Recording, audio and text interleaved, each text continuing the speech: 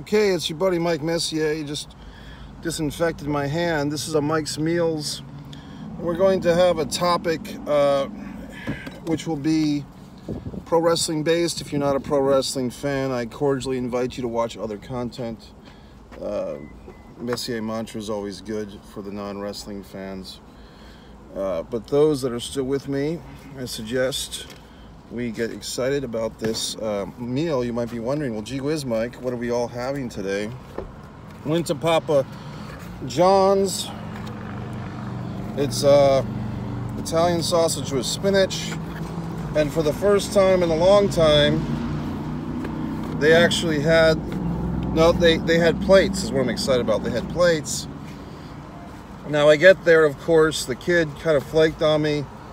We had a nice rapport going. He was about to get my pizza, and then he gets distracted by another customer coming in. It was just some asshole who comes in demanding attention. Short guy with a Napoleon complex, it seemed to be. So suddenly the kid's getting confused because he's got two customers at once, and rather just diminish or distinguish me as the first person there and give me his full attention, he allowed himself to get distracted by this short individual who needed constant attention, who got the wrong pizza, and looks like he was trying to get a second pizza for free, basically, because he didn't want, the guy working at the Papa John said, okay, I need the bad pizza. If you're returning the pizza because you got the wrong pizza, I need the bad pizza. Seemed like the fellow might have been trying to get two pizzas for one. Typical asshole fuck. Then the phone rings, and long and the short of it is, I was just happy to get the plates. I wanted to ask for crushed pepper and goddamn cheese, but because this fuck had the attention span of a fly, I just couldn't bear to do it. I just had to let him go and fend for myself in this fucking world. That's what you learn. You take what you can get these days. So I'm just happy to have the goddamn pizza. Sure, I'd like all the bells and accrue. I gave him a goddamn tip too. Maybe I won't next time. Pizza's still good.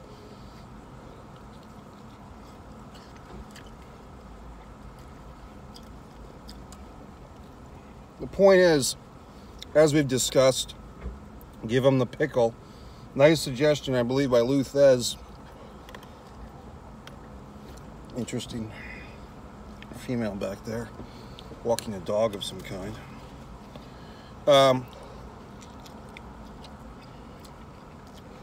The Give 'em the Pickle video about the guy who ran the restaurants. Nice video, Lou.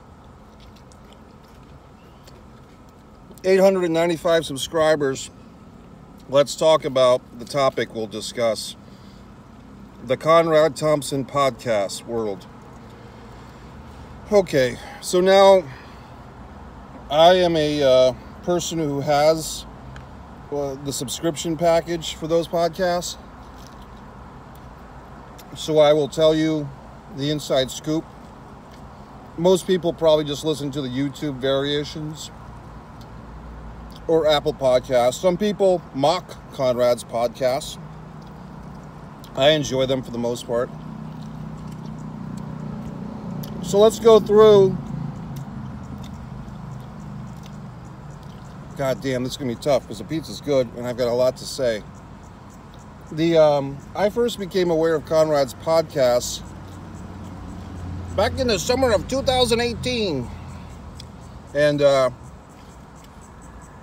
my initial thought was, who is this fuck disrespecting Brother Love? It sounded like Conrad was very disrespectful to Bruce at the time. I didn't realize their friendship. Spinach and Italian sausage. I'm trying to be healthy by eating the spinach. Italian sausage is becoming my go-to meat. I think it's got more oomph than pepperoni. I've just been eating pepperoni my whole life. So I'm kind of doing this Italian sausage thing now. And the spinach. And I didn't get mushrooms. Good pizza. So, earlier today I was doing computer stuff, I was in this restaurant that I go to do computer stuff. To be honest, the food's not very good there, but it's a nice setup, like the table and everything. But I got hungry again, and I'm like, you know what? I'm just going to leave. I need some sun. I need to discuss things with the brethren. And Johnny Z, the Luthez, the Carl Kate, all the good people. Jay Baca hasn't commented in a while, but so I start with this Luthez. With this Bruce Pritchard stuff. And by the way, the NWA is doing that show in St. Louis coming up, that anniversary show. I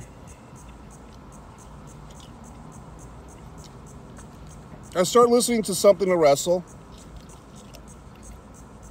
I get into it. Initially, like a lot of people, just finding clips on YouTube and then doing the research to find the whole show. And I remember my sense of discovery, like when I found the website, or I finally went to it to find the whole Conrad Thompson, Bruce Pritchard show. And I listened to like the Dusty Rhodes episode, which I think was episode 1. And then eventually, as we know, Conrad had actually done Woo Nation with Flair before that. Woo Nation really sucks. Mostly because Flair was not a good podcaster, to be honest. Flair he just really wasn't a good a great wrestler, best wrestler of all time, but not a good podcaster. What else? The Shivani podcast, to be honest, never really liked it. He's had some good episodes. I think the Bunkhouse Stampede 89, or the Bunkhouse Stampede pay-per-view episode. So the point of this video, now that we're 7 minutes into it, is, you know, my breakdown of these Something to Wrestle Conrad Universe podcasts. I've been thinking to do this for a while, thinking I would type it all up and have like a whole analysis. I guess I'm just not going to do that. By the way, I interviewed Conrad Thompson myself for Messier Mantra. Put Mike Messier, Conrad Thompson. You can see my interview with Conrad. Nice guy. But let's get into it. I'm going to start with the weak link. Old school weak link is still at the Tony Schiavone show. Sorry, Tony. I just can't wrap my head around it. Sometimes they're fun. But what really killed the Tony Schiavone show for me, the Something to Wrestle with, whatever the fuck it's called, the Remember When was the Steve Austin episode. Like Steve Austin and WCW. Really, just Schiavone didn't remember any fucking thing. So every question that, you know, Connie or Conrad tried to ask him, I don't like that Connie stuff either. I think it's demeaning. That's like a Southern guy thing, to call another man by a woman's name. Like Mongo McMichael used to do that with people, sweetheart. Like whenever you see a guy, usually a big guy will call another man by like a term of endearment, like sweetheart or dumpling, or he'll call him by a woman's variant of the guy's name. Okay, Connie.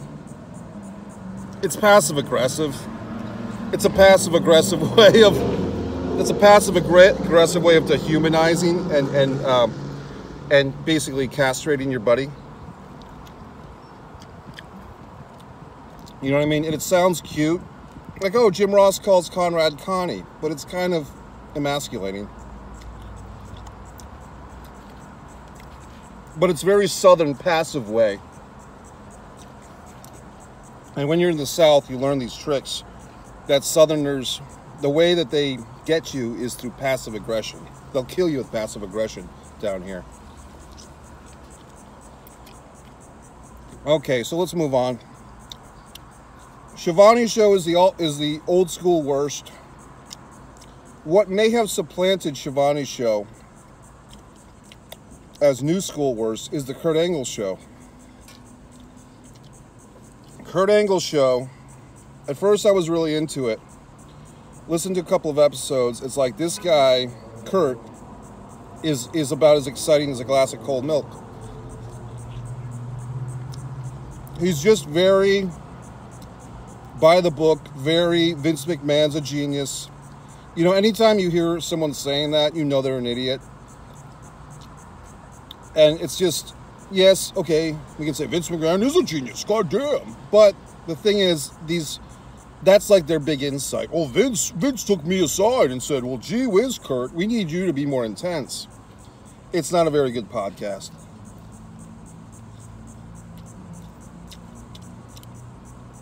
Like, Conrad's pretty much in awe of Kurt.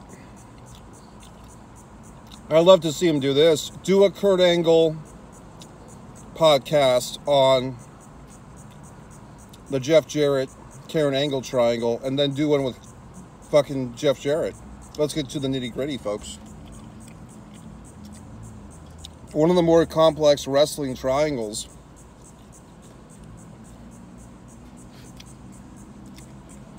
Take my wife, please. I did. Thank you. So I'd like to hear them talk about that scenario. What else? Here's one that comes to mind. There's a weird ticking in the background. It's some water fountain or something. God, my brain. Who's that wrestler, the independent guy, Chris Hero? Now, is that show discontinued? Excuse me. God. Don't worry, I'll wash the shirt. Chris Hero show. Pretty good show, actually, while it lasted. I don't know if it's dead or just not making new episodes or on pause. Sometimes it got very obscure, which was the point. I mean, the Chris Hero show, and Conrad never really, from my vantage point, didn't promote that show very well or very much. However, I enjoyed the first couple of episodes. I liked the NXT episode. For a couple of weeks, it was my new favorite show. The Chris Hero show. Can Chris Hero save wrestling?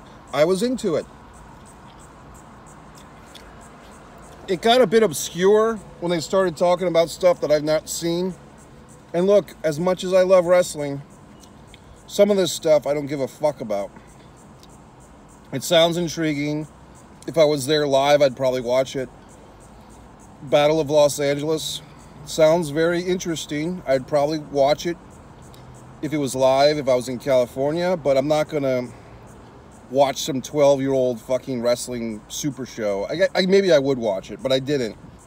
So Chris got into the weeds a bit. So I hope there's I like Chris Hero. He and I have a Reddit thread. I don't know if it's still online, but if you put, what was his NXT name? KO? Cassius Ohno. If you put Cassius Ohno, Mike Mancier, you can see our infamous debate, or in our famous debate, about the thumb in the ass spot. I'm taking on the side of the righteous. Chris is taking on the side of evil, in my opinion. He might flip that, but, you know, I like Chris Hero a lot. I think he's a cool guy. I liked his podcast. I don't know why this vehicle is just humming next to me. That's annoying me. What else? Okay. So first there was something to wrestle. Then, or what came first? Did Tony's show come first?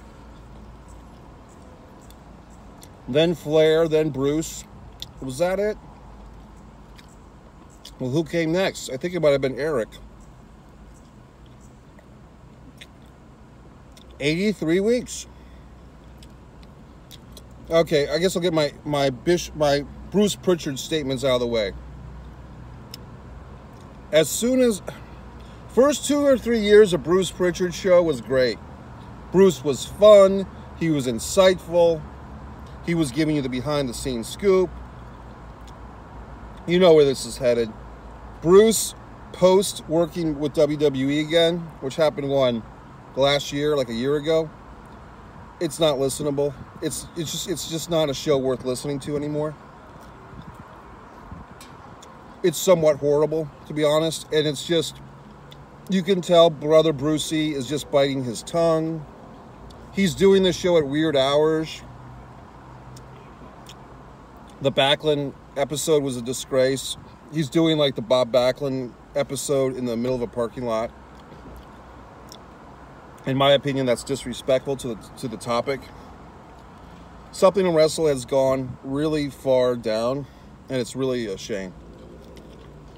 I've suggested several times, put the show on pause. Don't diminish the show's power the first couple of years, the greatness of Something to Wrestle, by doing these post-Bruce Works for Vince shows. They're horrible. You can just tell that Bruce is holding his tongue. He sounds like he doesn't want to be there. It's beneath him.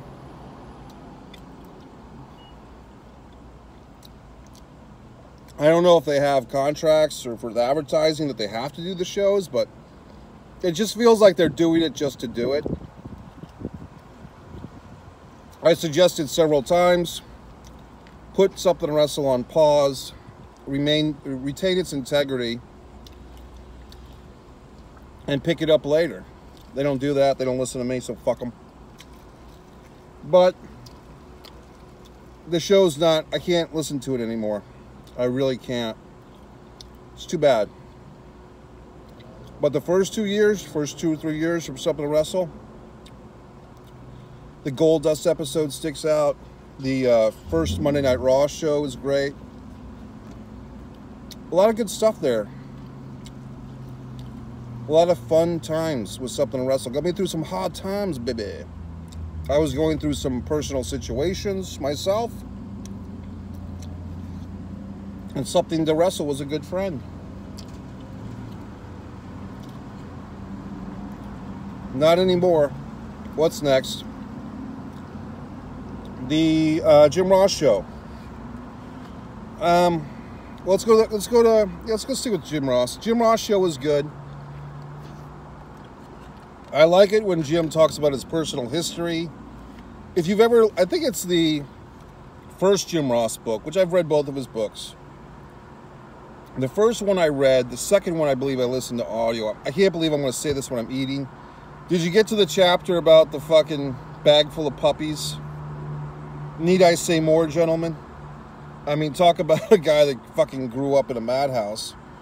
And, but anyway, Jim Ross's podcast, for the most part, I like. But here's my buddy Tommy makes a very astute criticism of 83 Weeks, which is there's certain stories like God, how many times have we heard the Ted Turner told me that we wanted, what can we do to compete with Vince?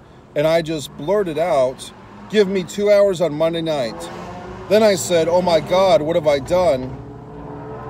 And I left the room and I said, well, I can't be better than Vince, but I'm going to be different than Vince. So how is Nitro going to be different than Vince? And I wrote down all the things I could do to be different. So Eric has this thing where he goes to like these bullet points, and Jim Ross is doing that as well. You listen to enough of their podcasts and you're like, fuck, did I listen to this podcast before?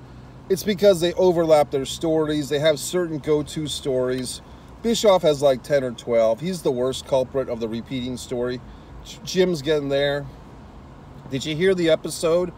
I want to say it was Wrestle War 90, the Luger Flair match where Sting was injured at ringside in Greensboro, where Jim Ross discusses that he impregnated a woman and how that turned out. No spoilers, but shocking. Jim Ross, I don't understand when he's got to use the restroom. I mean, these are some pretty horrible stories while I'm eating. I'm making myself sick. But Jim, why don't you just use a paper cup or a bottle of some kind to relieve yourself in? Why are you urinating in your pants? That's weird, dude. Sorry. I mean, anybody fucking knows you can slip a bottle, you can do something, you bottle or a cup to relieve yourself, or maybe just stand up and go to the fucking bathroom and let your other commentator handle 5 minutes. Just say, folks, I gotta go check on something in the back. Stand up, walk to the fucking dressing room, urinate in the fucking commode, and then come back. And let Shivani or Ventura or whoever the fuck, or the Jerry the King, I don't get it. It just seems weird to me that Jim Ross takes great pride in urinating on himself. That's why I wore black. it's like an erotic thrill, like a weird thrill for him. So I don't know what to say, except I just did. Why aren't you using a cup like a normal civilized human being? It's just weird. I still like Jim Ross, but he all of these guys, like Conrad was discussing some type of issue with his guests borrowing the house and leaving a little treat for him and his wife, Megan. And Jim Ross, I mean, I think it was the Fully Loaded show of 2000. Jim Ross is talking about his bathroom scenarios, and I don't understand it. It's like, guys, we're not all boys here. We don't want to hear about your goddamn bathroom issues. It's a little abhorrent, okay? It's a little disgusting. So I don't understand why they do that. It's a lack of respect for the audience. What's next? What's next, folks? The Jim Ross one. Oh, the Arn show. I like the Arn show a lot. I like Arn's recent epiphany of doing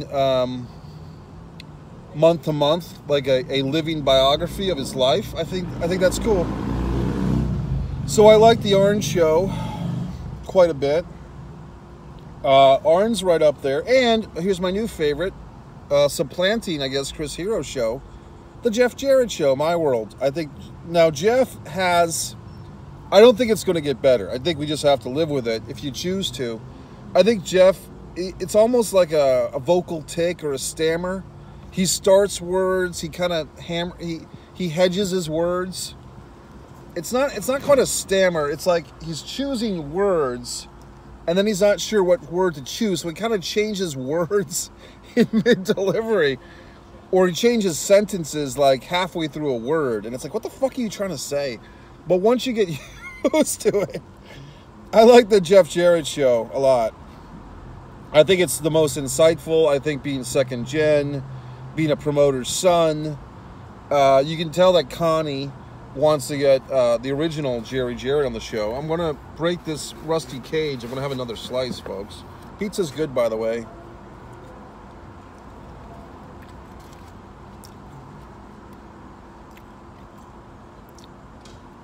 What else? I don't know. I mean, who am I forgetting? Because for a while it was the Big Five. But now it's like the Big 20. He's got so many guys on there. Oh, here's an insight. A show that you may not have listened to on the Conrad podcast, I think it's only on the AdFree Shows app, is the Wrestling with the Law show, if that's what it's called. The Wrestling with Legality or Wrestling with the Law. The lawyer guy seems cool. I like him. They've done some really good episodes on the law one.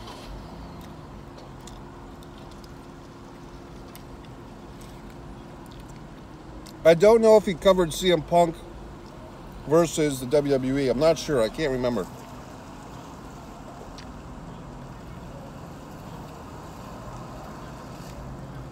It's Saturday. So I was sitting there with my computer. I broke out a piece of paper and I wrote down like 8 things to do. And then I got like 1 thing done. So I just wasn't in my right mind.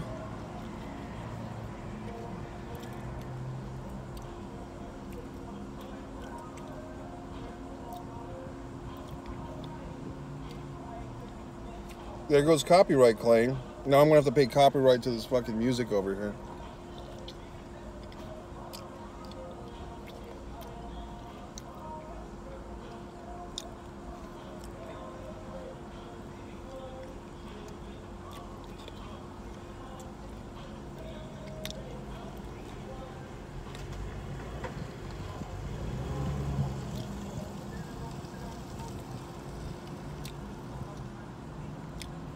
I guess that guy's gonna listen to the whole song. I'll be on a podcast tomorrow night.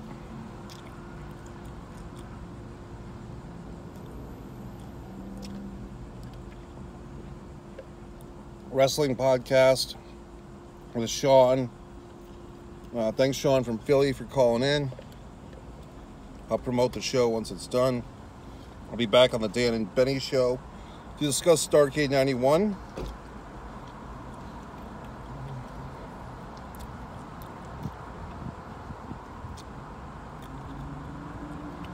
The weekend's here, folks. Subscribe to Mike Messier YouTube channel. Thanks for all 850 subscribers.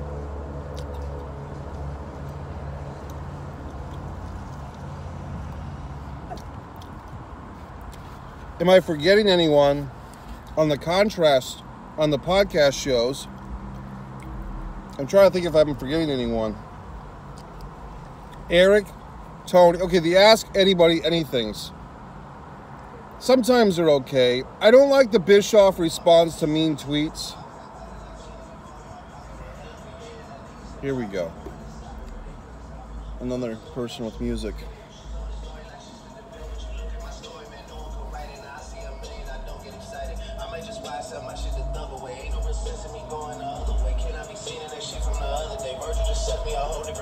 Please don't be stupid, it's baby and Gunna, and baby he wanted it, so I just swung her. Next time I'm in Dallas, I look for another. You niggas fell off, you never recover.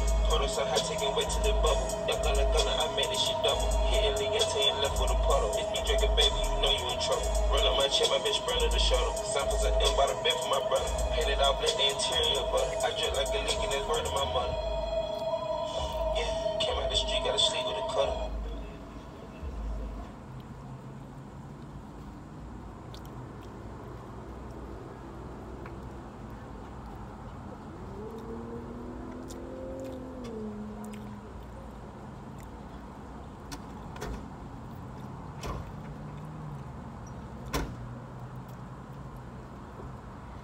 Everybody with their fucking music today. Oh my God. Because everyone's got to play their... Because it's not... You're not playing music unless everyone has to hear your fucking music. You know, like, unless everyone can hear your goddamn choice in music, apparently, then you're not listening to music. Because, you know, hey, if I'm not sharing my music with every fucking person in the world, then the music's not playing.